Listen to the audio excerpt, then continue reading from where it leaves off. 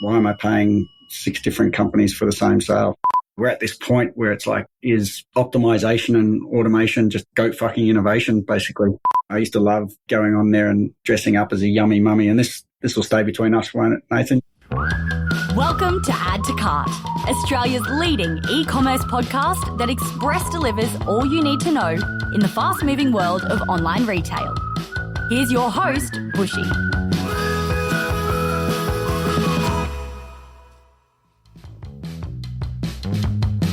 Welcome to Add to Cart, Australia's leading e-commerce podcast for e-commerce professionals who never stop learning. We bring you insights from the top e-commerce operators, founders and experts across Australia to help you drive results and grow your e-commerce career. My name is Bushy, joining you from the land of the Turrbal people here in Brisbane, Australia. And today, my guest is Grant Arnott, Executive Director at Global Marketplace. From launching Power Retail back in 2010, when digital retail was still the Wild West, to masterminding Click Frenzy, Australia's original online mega sale event, well before Black Friday became a thing here, Grant has spent more than a decade helping Aussie retailers grow and fight off global giants like Amazon and Shein. Grant is such an icon of the Australian e-commerce industry. I doubt that there is anyone listening who doesn't actually know him. I really enjoyed this chat because we got to unpack the why behind what Grant has done over the last decade. We hear how Grant helped create a sense of unity in the Aussie retail industry early on, why he thinks e-commerce websites are losing personality. He didn't hold back there.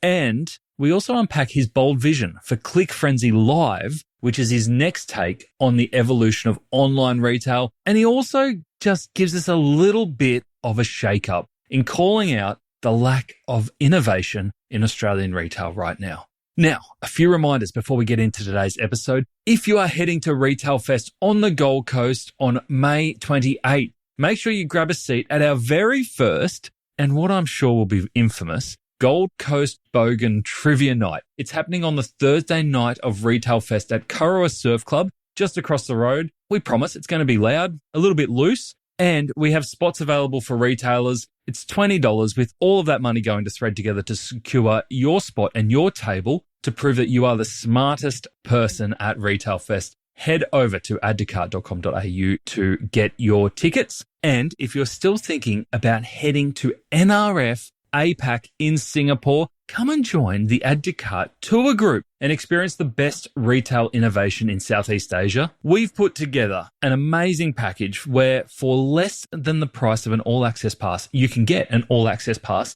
plus a Singapore store tour, plus special networking events, plus a presentation to take back to your team, all while meeting some great people and having a bit of fun along the way. All the details and registration are live at addtocart.com.au. Now, a big thanks, as always, to our partners at Shopify and Klaviyo for making this episode and our podcast possible. Now, let's jump into the good stuff. Here's Grant Arnott, Executive Director at Global Marketplace. Grant, welcome to Add to Cart. Bushy, great to be here. What took you so long to get me on?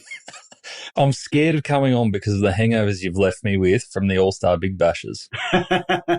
Yes, one of our signature moves. Put it on a Thursday night early in the year and have everyone dress up. So, yeah, it can be hard yards the next day. We know that. Matt, you are an incredible force within the e-commerce industry and have been for a long time. We're going to cover a lot of the initiatives that you've done. But firstly, I just want to say thank you for everything that you've done. You're someone I've looked up to for a long time in e-commerce and led the way, especially when there wasn't the huge volume that there is today. Oh, thanks, Nathan. Look, you're not exactly reaching for the stars there. You might want to consider some better idols, but no, I do appreciate that. Generally, yeah, look, this industry's been great for me to step into. I think we started Power Retail in 2010 and yeah, it was such green fields and nobody knew what they were doing. And does anyone know what they're doing now? They say they do, but yeah, it's still the Wild West. I was talking to someone the other day, e-commerce is over 30 years old now, and it was with respect to payments, and people are still scared to shop online to this day, and it's so mature. And yeah, there's just so many changes along the way. It's been such a great pace of growth and change. And then we had COVID, which just took e-commerce to a new level. But yeah, reflecting back around that 2010, 2011 era, even before we started Click Frenzy, and the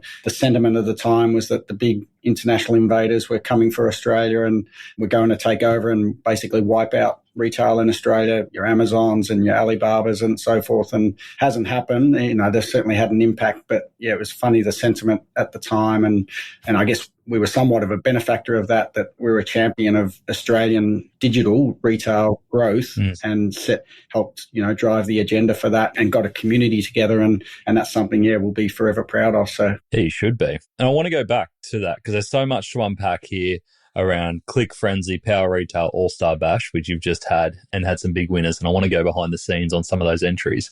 But take me back, because I heard a story, and tell me if this is true, that you were a jet ski instructor in the US, and then you were like, I can't keep doing this. And then you got into publishing, and now you've somehow landed here. Is that true? Not jet skiing. Don't throw that at me. They're the boat. I'm going to make up a whole new history for you. This is water skiing. Water skiing. Which requires actual skill as opposed to jet skiing. Sorry, but I am going to offend the jet skiers out there. No, yeah, look, I was a tournament water skier in my 20s.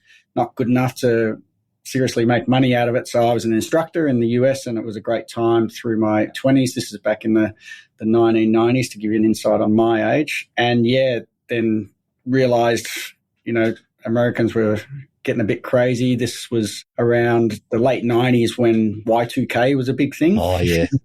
And, people I respected and admired were suddenly talking about building bunkers and stockpiling fuel and water because the end of technology was coming with Y2K, and you'd be at dinners or parties and things like that. And they say, well, what do you think, Grant? What's going to happen? I'm like, nothing's going to happen. You're not going to tell me that, the world's going to collapse over 2 digits. And sure enough, nothing happened. But I think it just taught me at the time that I'm an Aussie. Get me out of here. Frankly, I liked my time in America, but as a place to live, and, I do not want to offend Americans, and certainly they can come after you pretty hard. So I'll temper this carefully, but you just got to, I just realized I was an Australian. So I came home and I always had a talent for writing. That was probably one skill that I hadn't put to use in any commercial sense, and always had an itch to scratch there to find some way to turn writing into an income. And so, did that through writing for publishing, writing some travel content initially on Melbourne as a travel destination. That turned into working for a publishing company that had some travel products, but also a lot of business magazines. This is when magazines were still a big thing in the 2000s. And cut my teeth in business media, working on writing and editing for articles or for magazines like Marketing Magazine, Franchising Magazine. And that helped, I suppose. That's an experience and skill set I still use to this day, and I guess laid the foundations for, being able to create Power Retail as a business media enterprise and everything that's spun off of that. At that point, was Power Retail straight up, was that an e-commerce publication or was it just general retail? No, very much focused on digital. So my first involvement in the e-commerce industry ever was I'd worked for this publishing company through the 2000s, and then 2007 sort of finished up there thinking, what's next? It was a great business. I was good friends with the owners, but the MD wasn't going anywhere. I'd probably gone as far as I could and thought, maybe I could have a go on my own and set things up. And so got out and started consulting as a publishing/editorial consultant, I guess. And that's got me a few gigs, and one of which was also Mark Harvey, who started the original online retailer conference in Australia in 2009, asked if I'd help. He and I were connected through Marketing Magazine, and asked if I'd help put the agenda together and get speakers together and help with the content, basically, and went to that conference. And that's when the lights went on. Wow, this is a great group, really green fields, a lot of growth ahead. You'd look at, what was happening in the US and the UK, and then it was a very small, very fragmented industry in Australia. You had the Leibovich's starting Catch of the Day back then, and Kogan, and Deals Direct with Paul Greenberg, all these startups emerging, Adore Beauty, these household names in e-commerce now, Booktopia. And, you met all these people, and they were on the cusp of a fairly special growth curve. And meanwhile, the greater industry was still a little bit behind in terms of, when I say the greater industry, the established retail industry in Australia was still just getting their heads around whether they even needed e-commerce. And, this was still when Jerry Harvey was like, it'll never take off and those sorts of things. And so, we inserted ourselves there really to focus purely on the digital side.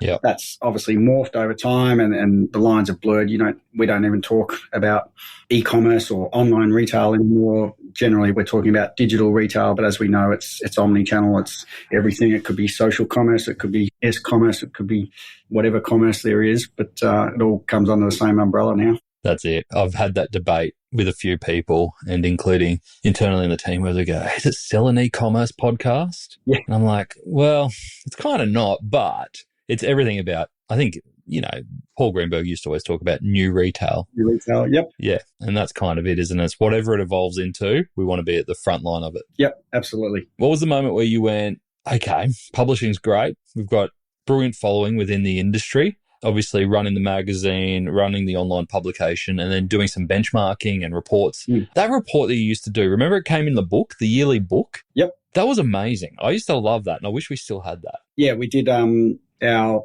basically state of e-commerce at the end of every year. I used to buy it for my team. I used to buy 10 copies and give it to all my team. Yeah, look, that's what we loved about the e-commerce. It was all inside the e-commerce leaders playbook. And so we had, the research, we had the top 100, a ton of best practice articles and things like that. Look, over time, just to be honest, the commercials around publishing anything in print, even when I launched it, I was told by quite a few people in the industry, like, what kind of moron is going to publish a book for digital retail or online retailers?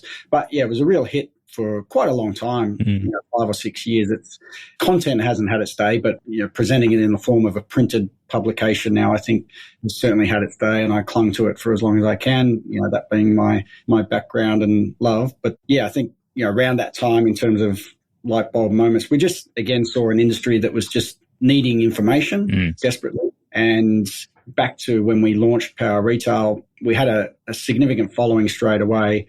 And prior to that, hadn't really launched my own vehicle. I'd worked on established publications like Marketing Magazine, Franchising, as I said, that, had industry bodies, had very established, basically, businesses within that and very established business communities and networks and things like that, whereas we were really helping create it. We weren't the only ones, but we were certainly helping create that with Power Retail. And I found that the things we were writing about were going up the chain very quickly, as you said, and I'm assuming you're talking about when you were with Super Retail Group and, businesses like that, businesses like Wesfarmers and Woolworths and others were asking us, what was happening. And I'm like, wow, I feel like a bit of a fraud here because you should know this more than me. I'm just a small player with 2 people on staff. So I'd head over to the US and attend conferences. And also that was a great bonding experience with quite a few of the Aussie retailers and people from the industry that would go over. That was, one of the best things I did, and really recommend that to anyone. It's money well spent. And, just to keep on top of things, expand my international network, just knowing that, a lot of the cues that the Australian retailers were taking were coming directly from what was happening in the US and the UK, but then also China and Japan.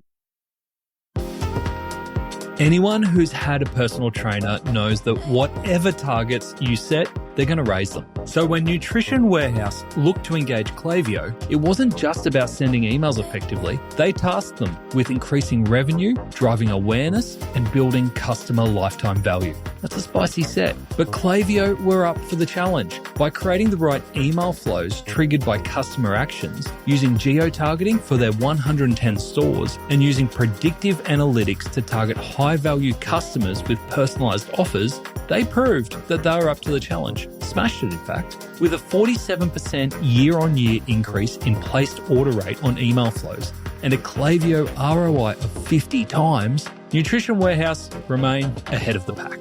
To explore how Klaviyo can grow your e-commerce business and to see more case studies like this, visit klaviyo.com/au. And so really trying to stay on top of the international trends and then bring that back to our audience was a real focus at the time. So, and that's where we got the idea for Click Frenzy. Well, I want to unpack that, but that's a great plug. You've kind of given me an undercover plug there for our tour to NRF in Singapore. Yep. So we're taking a group over there for the first time. So I love that you say that because it reinforces that. And I'm really excited because... Yeah, well, plug for them too. They're a big partner of ours, NRF. And so went to the event. It was the first one last year. And yeah, definitely tell all your listeners to get over there. I thought it was a really good show, great content, and I think there'll be a lot more this year coming. Yeah, so jump on the Add to Cart bus and let's go, have some fun. So tell us then around moving from publisher, well, you're still a publisher, but expanding from publisher to, I don't know, do you call yourself a retailer with Click Frenzy? How do you position it?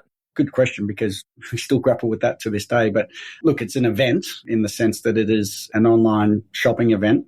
Again, my strength is in, or my background, I should say, is in media. So I look at it as, it's been a great marketing machine. So consumers have loved it and retailers have loved it and embraced it, and both have won over a long period of time now. So that's what we always set out to do. But it was certainly began as inspired by Cyber Monday. So again, going back to being over in the US and seeing the impact of Cyber Monday and having the ear of the industry over here, was able to come back and ask our audience of retailers, would anyone like to see something like Cyber Monday in Australia? And just had a massive response with, yes, we want in, a few that wanted to just say, well, we'll do it, but we're going to run it. And it's like, no, we got this, thanks. And then also from the media, which was interesting. So business media, so as in, journalists at The Age and the AFR that were actually following Power Retail to see, when we broke something new on e-commerce, because it was a real, hot topic of the time, still is to this day,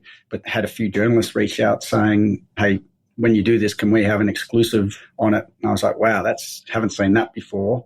This could be big, but we were small, again, probably at this stage, what are we going into 2012, probably 5 people. Yeah. And so thought we'd started as a side project just to get something off the ground that would help the industry. And again, I guess if we had a mission statement at the time, it was certainly to help Australian retailers defend against international invaders, basically, which I like.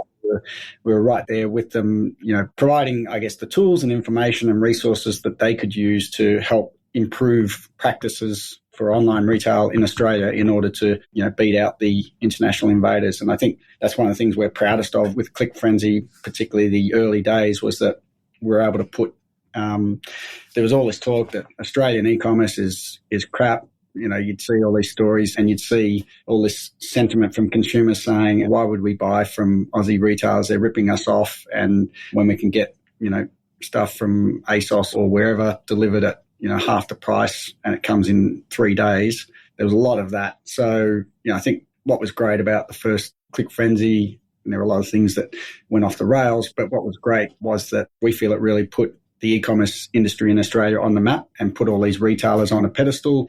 And what it showed overwhelmingly at the time, which was really interesting, because we had a couple of internationals that were, part of it, but overwhelmingly Aussie consumers wanted to shop with their favourite retail brands online. I think that was, part of a catalyst for some significant investment into e-commerce, because everyone went, wow, okay, this is how it could be. We had on that first Click Frenzy, we'd have some pretty big brands, that participated contacting us saying, we just did 2 months sales in 24 hours. So we knew we were onto something pretty hot. And I think too, you've got to put the context in there that this is before Black Friday and Cyber Monday was huge here in Australia, right? You saw it in the US, you saw it was coming, but back then we were all hanging out really for Boxing Day being the big sale day. Yeah, bang on. That's right. In 2012, when we launched the first Click Frenzy, Black Friday didn't exist in the consciousness of Australian consumers, and there was no Kickstarter to the shopping season like there is now in November.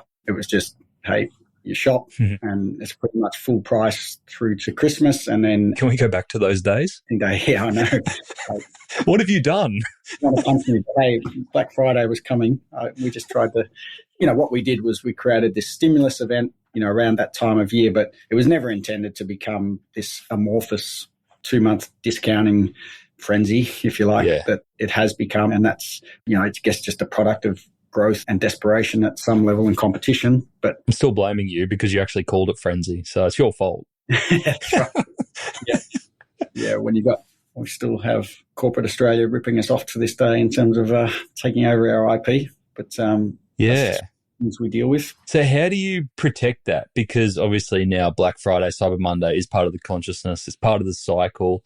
How do you keep Click Frenzy relevant and find space where you can make that noise for retailers? Yeah, look, I won't lie, it gets harder. It's a very crowded calendar. Yeah, we certainly had it our own way for a long time. But I think for us, it's not so much about big and massive anymore. It's about niche and targeting and getting you connected with the right customers. So that's getting more sophisticated. We've had real success in the last 6 months with launching some niche events with, relatively small range of brands that have done really well in different categories like beauty and health. We did one in sport. We've got one coming up in tech. Travel's been a good category for us in that regard. So you don't need to be a major. What we're learning is whilst what we call our Netbuster events, which are still our Mayhem event coming up soon, and also the main event in November, which is still just runs a couple of weeks ahead of Black Friday, are still far and away our biggest drivers of e-commerce growth for retailers. But these niche events that we're putting on throughout the rest of the year are really helping support the retail moments at the right time with the right audience and I guess the right grouping of brands. I guess success for us has always come down to the right assortment of brands doing really exceptional offers and connecting those with our audience. But instead of 2 massive moments a year, we're looking at 2 pretty big moments a year, but dotted with maybe 10 other significant moments as well, just broadly. And I could imagine after all this time, you've got a pretty significant customer database there that you've got some good behavioural and purchasing insights on to be able to create those niche events to ensure engagement at the right time. Yeah, that's what we're trying to do. And we're always trying to expand that. Behavioural, yes. With our model, the purchasing piece, we're not a marketplace. So it's one of the pros and cons, I guess, is the pro for retailers is we will get the traffic onto your site as opposed to a marketplace like an Amazon or an eBay owning the customer and owning the transaction, owning the customer support and the service and things like that. We're more about, okay, we'll publish a great offer via ClickFrenzy and we'll send the qualified shoppers directly to your website versus, trying to own the customer end to end. So when I say it's got pros and cons, we'd probably have a lot more data and sophistication if we owned every piece of the journey. Yeah. But also, we feel strongly that retailers want to get customers onto their platform and we want to help we're an enabler of that first and foremost. And you want to enjoy life as well. Yeah. We've doubled in marketplaces. We have one in New Zealand and as anyone who's got a marketplace or operates a marketplace would know, it's hard work and it's you need a huge amount of scale to make it really successful. In New Zealand, we've got that. We've got one of the bigger marketplaces in New Zealand, but it's hard work. It's the compliance headaches, the third-party merchant challenges are never ending. Yeah, for sure. I should know this, but the commercial model for ClickFrenzy, yes. Is it advertising/marketing pay to be seen model, or is there an affiliate model behind it as well? Primarily advertising and marketing. Again, that's my bread and butter. And I've always felt there's quite a distinct difference between our job, which we feel is to push qualified customers to the door. Mm-hmm. And then once they get to your door and get inside your online store, it's over to you to convert them. I think we've always found it challenging when it moves to purely a conversion model where it's like, well, hang on, we can't account for how much you might stuff up that customer on your site. And so we think the fairest model for us is, and for both parties, is to say, look, we know what we'll do. We'll send the customers your way and there's a fee for that.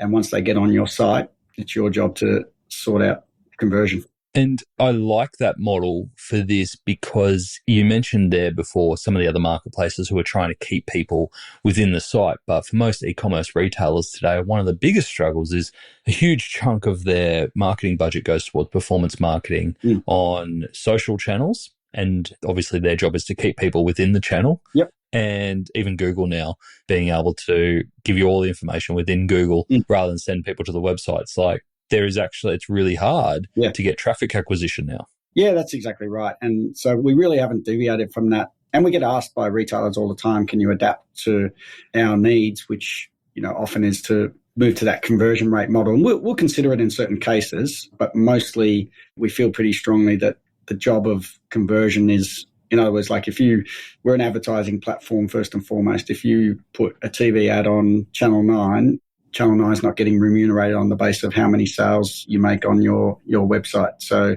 it's a similar model in that regard. And we think that it's also, I'm going to potentially offend a few affiliates but attribution becomes a big issue. Yep. Who got that sale? How many browser widgets were popping up along the way to take their clip of the ticket through that process? And we very much take that. We're at the top of the funnel. We'll create the buzz. We'll get the customers inbound towards you and get them onto your site.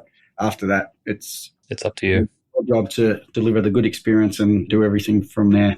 Yeah, it's a double-edged sword, isn't it? Because what you do is you initiate basically opening the wallets. It's like we're ready to go. So in the minds of customers, it's like, all right, spending season, we're happening. And then you support it with your emails and your marketing and stuff around the specific retailers. But you also do the job for the industry around just telling customers that now it's deal season. Wherever you normally shop, go and get your deal. No, definitely. Yeah, look, there's no shortage of freeloaders that are cashing in on the buzz that Click Frenzy creates. And again, that's legitimately one of our strategic challenges is always making sure that we've got more value for our retailers that participate. And yeah, we think we do a good job of that. But that is honestly been the biggest work in progress, particularly over the last 5 years of just demonstrating the value that we create, because we know we do exactly what you said. We know we are the source of the drive. Like let the horses out of the gate and that's us. And then, who gets credit at the finish line? Is it the jockey? Is it the horse? Or is something that it's just really hard to control. Yeah. As you know, you're in the industry, Nathan, and, that attribution piece is just everyone I talk to, it's a real challenge. Like, why am I paying 6 different companies for the same sale? No one solved it. Everyone keeps talking about it. They have since day dot, right? Oh, yeah, I don't know that it can be solved easily because everything has to be wound back basically. And meanwhile, there's a clear imperative for constant sales volumes that you can't turn the tap off and say, okay, let's just see how this goes for a while. So it's a real catch-22 at the moment. Do you feel generally that you get fairly attributed to sales from retailers? Oh, no comment. I'd better stay away from that one. You said nothing was off limits, but I understand that. I get it. You just had the All-Star Bash a couple of weeks ago. Big W took out the big prize for the night, which I will admit that was surprising me. And I went onto the website and had a look around and it had improved a lot. It was actually a really nice experience. And obviously I don't get to see all the rationale behind the scenes on how those awards get handed out. What did you see coming through this year? Was there anything that surprised you, or are you like, we actually haven't done that much in the last 10 years? Yeah, a couple of things, I suppose, with respect to Big W. So what we've done the last 2 years is we had been quietly building up a whole lot of NPS data. So with the 2 businesses that we have under the one roof is we've got Power Retail, which runs the All-Star Bash, and then we've got Click Frenzy with the huge consumer database that's been highly active and also, great source of some of the data that goes into the rankings for Power Retail because it's so many active online shoppers within that. And so we started getting NPS scores for our top 100 retailers. Okay. And that's played. And then also we started mystery shopping as well. So we did a mystery shopping exercise across all of them because we felt, look, for quite a few years of the All-Star Bash, there's a whole, and it's better that our head of data explains it and I'll handball it to him because I don't know all the details, honestly, of the algorithm that goes into it, but it's basically 22 different variables that we use for the rankings. And then each year we have a discussion after the All-Star Bash, should we review any of the weightings and things like that? And the last 2 years we've done a deliberate exercise to upweight the customer view and the customer experience as well, versus just, okay, well, you are the biggest volume or you have the most traffic and therefore pretty hard to compete with a Bunnings or a Woolies or at that level. So very hard to get past the top one. So that's where Big W crept up and took a few by surprise and, certainly raises a few eyebrows. But, you do look at the work that's put in. I think they've got a really good team, and particularly in the last 12 months, I just thought it was pretty deserving. And as you said, you went onto the site and saw, it's vastly improved. I think they have, but also their actual consumer experience and then the voice of what the customers are saying about Big W was compelling. So that's where they come in. And then I guess the other part of it is, we judge. There's a component of the awards that are purely based on our rankings system, and that just bubbles along, analysing, 250 retailers a year to get to a top 100, and then obviously to get down to a number 1 in each category. But then we have our judged awards where we had a record number of submissions this year, and I was part of the judging panel, and particularly on the customer experience and UX categories, just reviewing, I think, over 100 websites prior to the shortlisting that all look the same. Yeah. And I think, we're at this point where it's like, is optimization and automation just goat fucking innovation, basically? And have we, lost touch with how to break out, how to do things differently, how to, inspire customers? And there's definitely a commercial component that says you must be best practice and you must have the best optimized site, and you don't want to mess with a winning formula in terms of the tried and tested template that works. Your taxonomy's got to be this way, your checkout needs to be this way, because all the testing over, as I said earlier, 30 years now indicates this will give you best chance for success. But what's missing is just the inspiration, the content. And I know that can be hard, and I know lots of retailers are going, yeah, we need that. Okay, well, let's AI do it for us. But yeah, I think that if you go back to some of the pioneers of e-commerce growth many of them have cashed up and sitting fat now, so they're not interested in innovating anymore. But, you look at pioneers like the Catch model, like what Kogan did, even back to Deals Direct and others. I'm just wondering when the next wave of that is going to come through. And it's not, I just worry that there's so much tech doing the job of innovation for us, and all you get there is templated cookie cutter stuff, that we're needing those real, visionary pioneers to come back in and shake things up. So if I'm putting words in your mouth, are you saying that in the past there was no templates, right? You essentially, most of the platforms were custom built, or they were Magento, which was back then wasn't the Magento it is today. It was open source Magento or whatever it was. You actually had to build the thing yourself. So there were no boundaries, no guardrails. You built what you think would work for your brand. Whereas today, Shopify owned the market. There's templates built in. There's a checkout built in. There's a way of doing retail on the Shopify platform. Do you think that is hindering innovation? Yeah, I do. And that's, natural evolution, where maybe all the innovation in the front end is largely done, and it is a very commoditized thing. But I guess what I'm talking about is, if I look at, some of people you'd know as well, some of the heroes of the industry, like Jane Kay from Birds and what she used to, and still does, but what they do with outside of just the website, but creating those outfits. And, I used to love going on there and dressing up as a yummy mummy. And this will stay between us, won't it, Nathan? Yeah, no one else is listening to it. But, just had a way. And the site still to this day has a lot of character and personality, I guess, is what I see missing. You go back to Kate Morris with the Door Beauty and the Tim Tams and things like that, just these emblems of personality and the signature styles of those e-commerce businesses. Hopefully a lot of people can come at me after this and say, no, we do this and this, and I'll see a whole lot of new things. But I can tell you, just the recent experience of judging the most entries we've ever seen was sadly a little underwhelming in terms of differentiation. And we have an innovation category, and yeah, wow, I'm really going to make some enemies here, aren't I? But within that, so much of it was about, well, our innovation was, we engaged Klaviyo, and hey, I know they're a partner, nothing wrong with engaging Klaviyo, but it was sort of like our innovation was we integrated some platform that did X. It's like, So, well, look, I'll jump into your burning life raft with you. So I judged the top 50 people in e-commerce last year, and definitely amazing people in there doing, they're switched on, they know their stuff. Aren't you one of those? How do you get to be a judge and get on the list? Oh, I was like, mate, that's years ago. Like, that I'm now at the veteran stage where they're like, oh, you're not a true contender anymore, so you can judge. So, but I agree with you in that I went through there looking for ideas, fresh ideas, but there was lots of people achieving a lot, lots of big numbers from, integrations, efficiencies and that, doing great numbers and getting great ROI. But there was a lack of new ideas, and I would love to see that ignited again. Yeah. Do you think it comes from a risk profile at the moment? Do you think it comes from an investment perspective, or do you think people like, actually, retail's a simple game?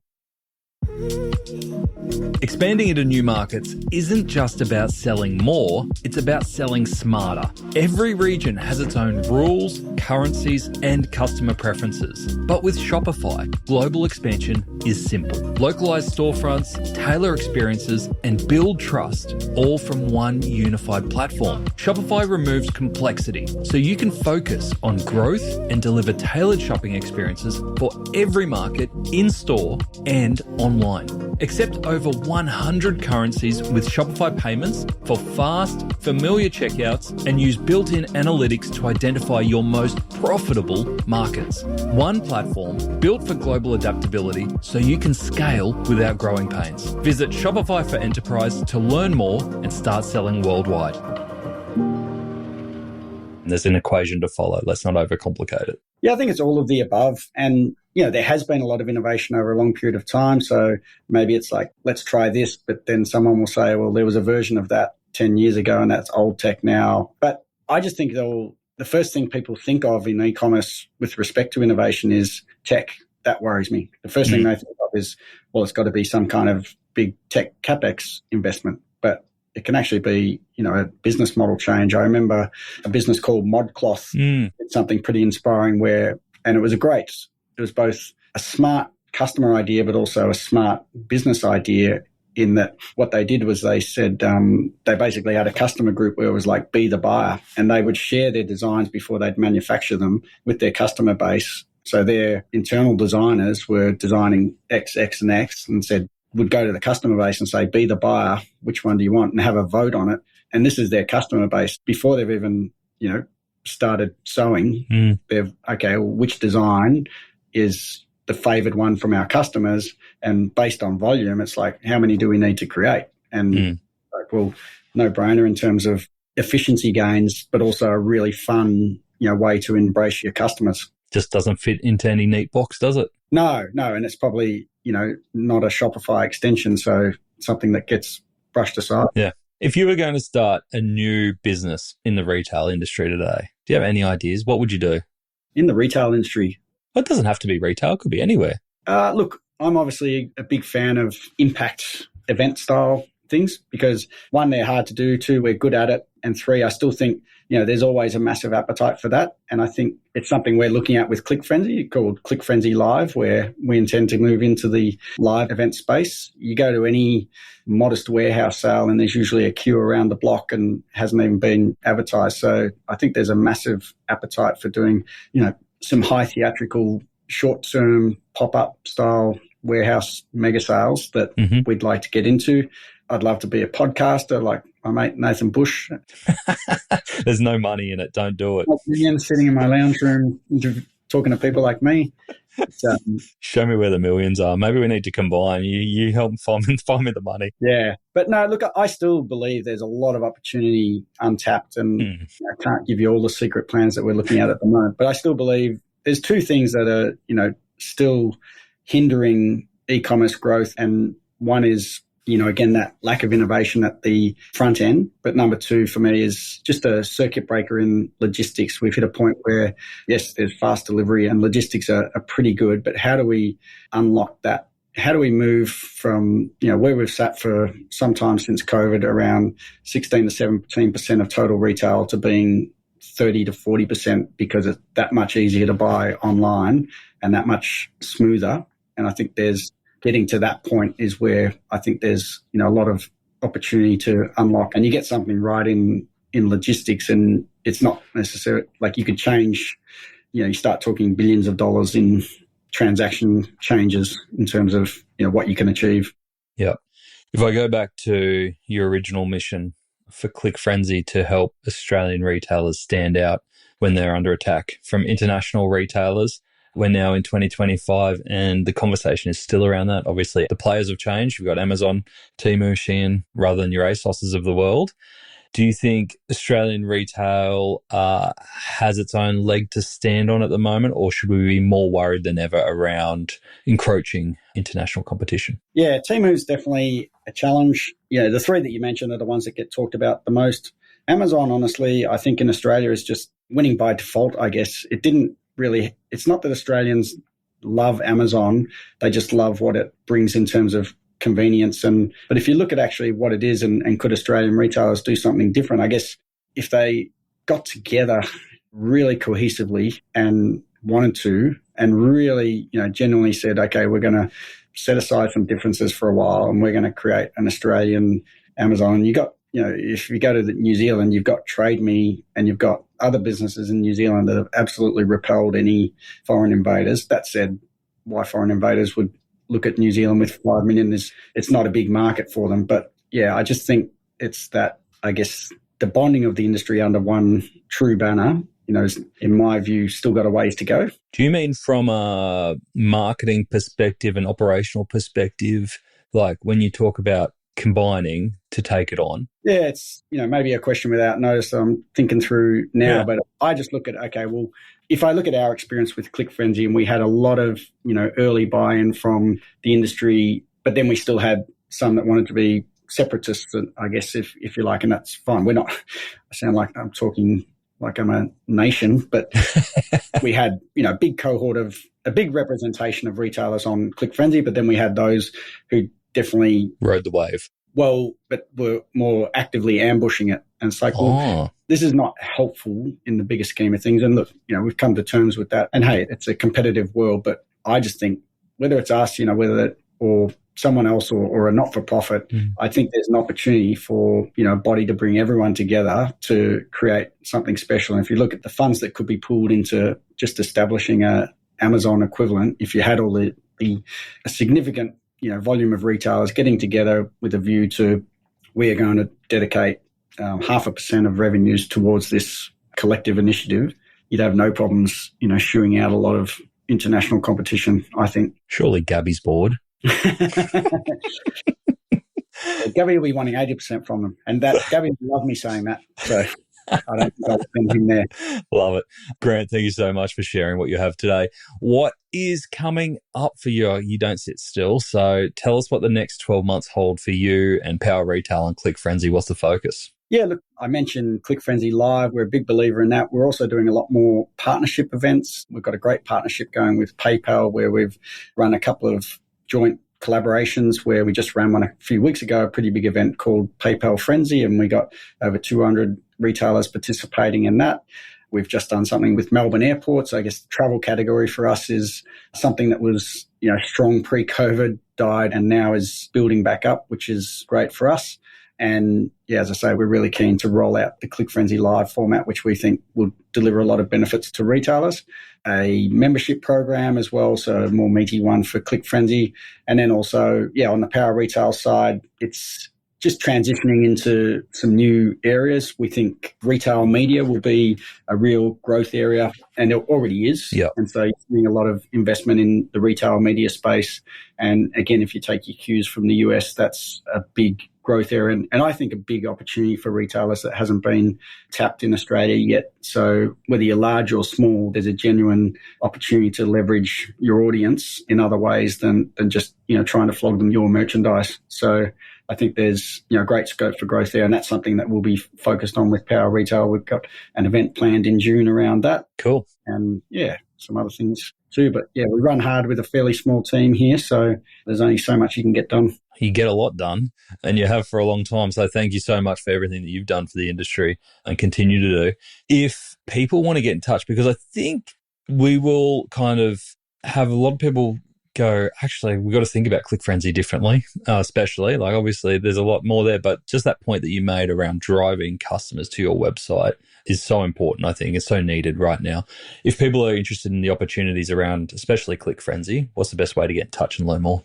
Yeah, I think starting point, anyone can look me up on LinkedIn, but certainly go to clickfrenzy.com.au if you're interested in seeing what our audience looks like, what the value proposition is if you haven't done it before, or if you haven't done it for a while. I think, most retailers have had a crack at Click Frenzy at some level. Some are still, using it extensively. Others sometimes will use it for the events for a few years to build new customers and then farm those customers and then come back. So what I will say about the upcoming one in May, just for everyone's benefit from a timing perspective, just with the election happening May 3rd is great, because this has happened a couple of times with our Mayhem event.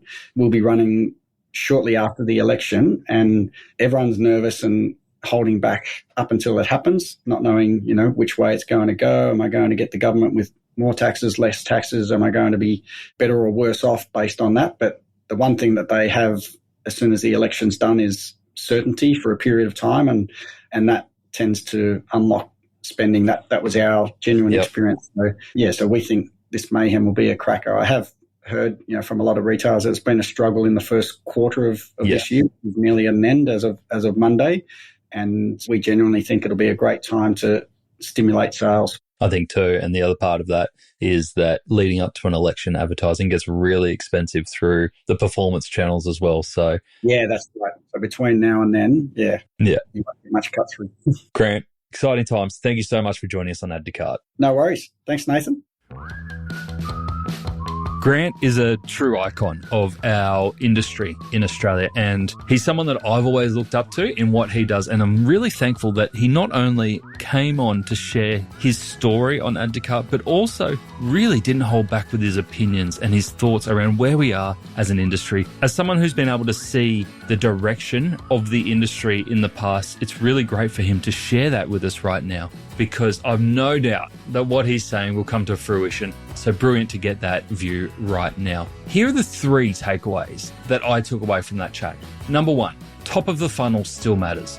One thing that really resonated was Grant's stance on Click Frenzy's role. It's all about driving traffic, not owning the customer. That to me was a bit of a mind shift. In a world where Google, Meta, and Amazon are all trying to lock shoppers into their own walled garden, it's a rare thing to have someone who's opening up the top of the funnel for you. It's refreshing to hear a model focused on visibility and intent rather than control. If you're judging your channels purely by last click conversions, you know now that you could be missing out on channels that are building brand preference. And if your attribution model is still skewed towards whatever's cheapest and easiest to measure, it might be time to challenge that. Number 2, innovation doesn't need a new platform. Grant highlighted ModCloth's Be the Buyer initiative, where customers voted on products before they're made. It's a great example of low-cost, high-impact innovation. It gave customers a voice, built pre-launch buzz, while reducing product risk. If your team's waiting on budget to innovate, don't. It doesn't necessarily need budget. It needs new thinking. Try a pilot, involve your customers earlier, test something fast and scrappy. It might be a survey, a pre-sale campaign, or even a test group. I know these things don't sound like innovation, but they are the starting points. It doesn't need to be expensive to be impactful. And number 3, is retail losing its spark? While judging the Power Retail All-Star Bash Awards, Grant looked over 100 websites, and in his words, most of them just looked and felt the same. Highly optimized, sure, but lacking spark, story, or anything memorable in his view.